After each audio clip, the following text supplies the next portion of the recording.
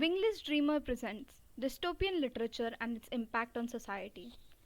Dystopia is an imagined state or society in which there is great suffering or injustice, typically one that is totalitarian or post apocalyptic. The word dystopia is created using the Latin prefix dys, which expresses the negation of something. In this case, dystopia expresses the negation of a utopia. In literature, dystopia is often imagined as a new world where people live in poor conditions. Some popular examples of this include The Hunger Games, Divergent, Fahrenheit 451, and Never Let Me Go, a novel by Kazuo Ishiguro. Today we're going to discuss the two most popular dystopian novels and the way they reflect on our current society. These are Margaret Atwood's The Handmaid's Tale and George Orwell's 1984. Margaret Atwood's novel, The Handmaid's Tale, is a narrative featuring a woman named Offred as its protagonist and narrator. Offred is a part of the totalitarian regime of Gilead, where she is categorized as a handmaid, and her only role is to provide the commander and his wife with a child.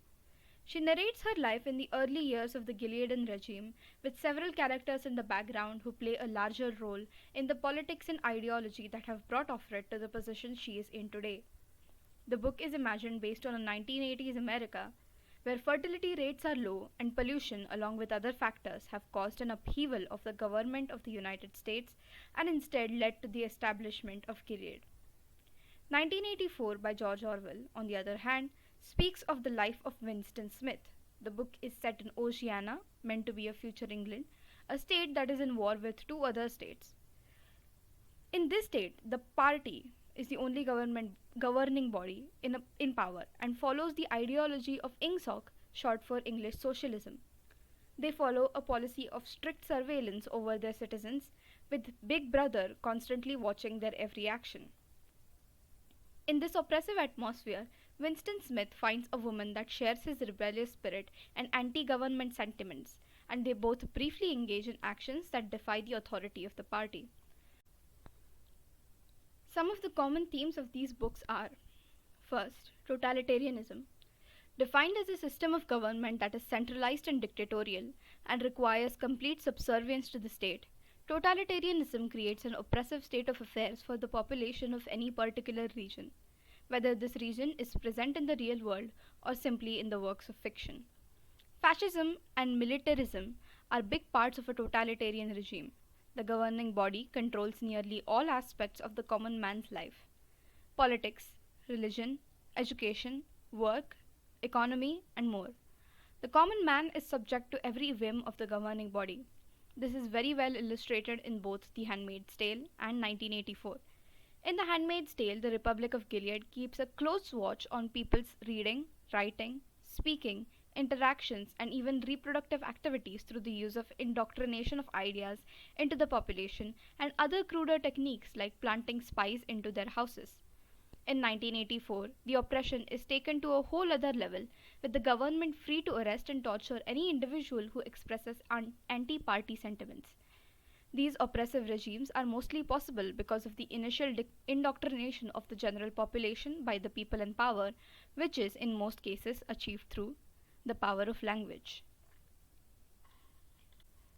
Language is a tool of communication, and what better way to shape the culture, values, and communities of a region than to shape the very way they communicate?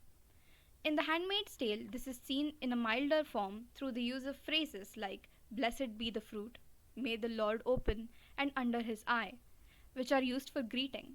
But in 1984, the concept of newspeak takes propaganda to a whole new level, with emotional and apparently ambiguous words eliminated entirely to leave a skeletal version of the English language, conveying only essential information. Additionally, archives of the government are changed regularly to erase any inconsistency with the current party propaganda, which is what Winston Smith's job is. Third, surveillance. Any system of oppression relies on surveillance. It's a part of oppression, a way to keep the common man threatened and in place.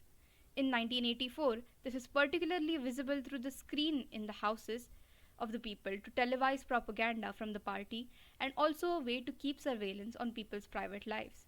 Even in The Handmaid's Tale, the eyes, that is the secret police of the Gilead, keep watch on the actions of the citizens. Dystopian novels are a popular genre of writing, especially in fiction, because they are a way to look into the potentiality of one's current world to descend into a society with great suffering in it. Dystopian stories are tales of caution, a warning against what sort of chaos the society could descend into. Thank you for watching. We hope you enjoyed it.